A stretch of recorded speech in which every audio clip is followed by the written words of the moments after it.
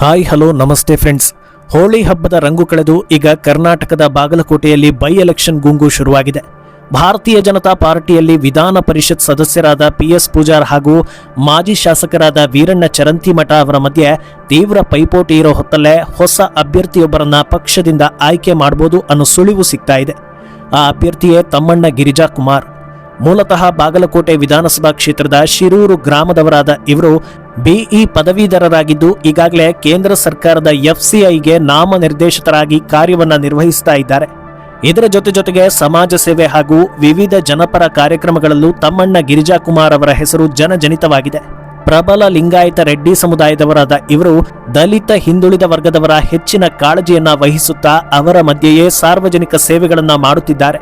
ಶಿಕ್ಷಣ ಸಂಸ್ಥೆ ಹಾಗೂ ಸಹಕಾರಿ ಕ್ಷೇತ್ರಗಳಲ್ಲೂ ಸಾಕಷ್ಟು ಸೇವೆಗಳನ್ನ ಸಲ್ಲಿಸುತ್ತಾ ಬಂದಿದ್ದಾರೆ.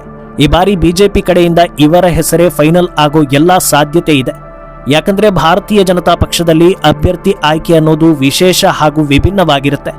ಬಹಳ ಅಳೆದು ತೂಗಿ ಜನರ ಒಲವು ಯಾರತ್ತ ಇದೆ ಅನ್ನೋದನ್ನ ಗಮನದಲ್ಲಿ ಇಟ್ಕೊಂಡು ಅಭ್ಯರ್ಥಿಯನ್ನ ಘೋಷಿಸಲಾಗುತ್ತೆ.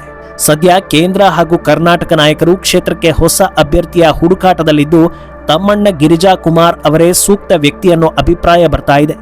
ಒಂದು ವೇಳೆ ಪಕ್ಷ ಹೊಸ ಅಭ್ಯರ್ಥಿಯ ಆಯ್ಕೆ ನಿಗದಿ ಮಾಡಿದ್ರೆ ಅದು ತಮ್ಮಣ್ಣ ಗಿರಿಜಾ ಕುಮಾರ್ ಅವರೇ ಆಗಿದ್ರೂ ಅಚ್ಚರಿ ಇಲ್ಲ ಅನ್ನೋ ವಾತಾವರಣ ನಿರ್ಮಾಣವಾಗಿದೆ.